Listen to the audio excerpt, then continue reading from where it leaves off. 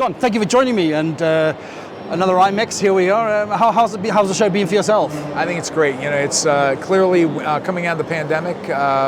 It is great to see such activity on the floor, even before the events kicked off. And I think they do a great job of continuing to reinforce the power of face-to-face meetings throughout the world. And clearly, based on the activity we've seen and talking to a lot of our partners, it's been a really good show. And obviously, I mean, DI is mainly American-based, but do you have a lot of members who are part of DI who are based here? I am pleased to say right now, Ian, we have close to 750 destinations in 30 countries, which is a big change over the years from our conversations. So yes, we do. And we have a growing number in the Middle East, and we have about 30 destinations now in our Pathfinders program here within Europe.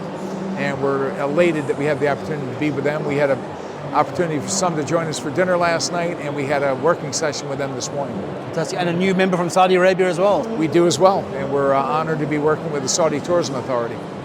So you had a big announcement, you had a press conference. Can you tell us a little bit more about that? We did. Matter of fact, we are going to be holding our first ever global forum, leadership forum. Mostly it's going to be the C-suite. It's going to be in Dublin, Ireland, and it's going to be in February of 2025. And I'm pleased to say that Paul Kelly, CEO of Fawlty Ireland, has been very instrumental in helping us plan this event.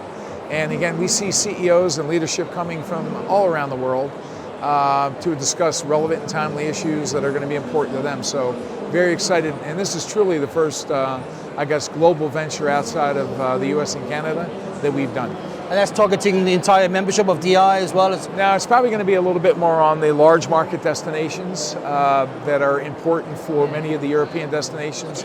And as you know, many of our European Pathfinders, they're the mid to smaller size destinations. So they'll certainly be invited, of course, and hopefully begin a global dialogue on issues that are timely and relevant. And you're not too far away from your own annual Congress in July. How's that coming along? That's coming along extremely well. We're going to be in Tampa, Florida. And based on the registrations we've had so far and the demands, we've got a great program. We got some wonderful keynote speakers coming together. And again, what's really encouraging to see from our standpoint is that it is a global attendance now coming in, many first-timers. And I think it just reinforces that when people in our industry have a chance to be together face-to-face and discuss issues and develop friendships, this big world becomes a little bit smaller. And what is DI's, where is this place in the market? Why is it such an important part of our industry?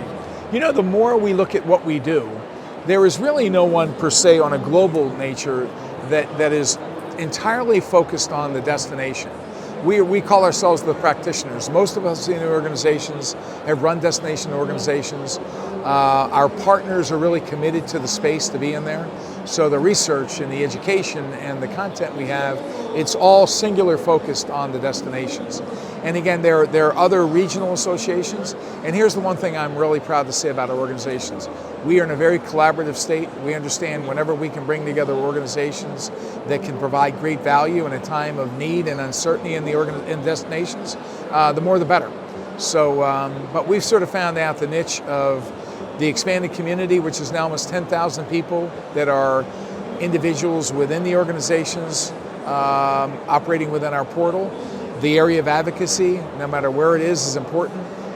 Research and education. So you look at the whole CARE acronym of community advocacy, research and education, that seems to have global application.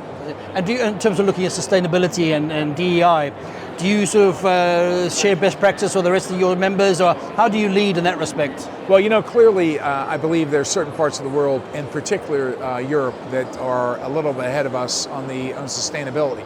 Perfect example. Sustainability are best practices that can be shared with our other partners around the world. And rather than recreating things, a lot of the work's already been done. Now in the same area, in the area of equity, diversity, and inclusion and accessibility standards, we can take the work that's being done primarily in the Americas and share that with our global partners. And that's where we see this whole area of collaboration so critically important. And you've got a good year ahead, your membership's growing, you're in a strong position. We're all just basically making sure our passports are current, and we're spending a lot of time on the road, but we find great joy in having the chance to be in IMEX, or we'll leave here. We were at the Arabian Travel Mart last week in Dubai, and many of us will leave here and go to MPI's session next week in Louisville, Kentucky. Well, Trevor, man. Well, I'm looking forward to Tampa, that's for sure. And thank you so much for spending a bit of time and giving us a bit of an update. And congratulations on the new announcement. And looking forward to that. Thanks, Don. Appreciate it. Thank you.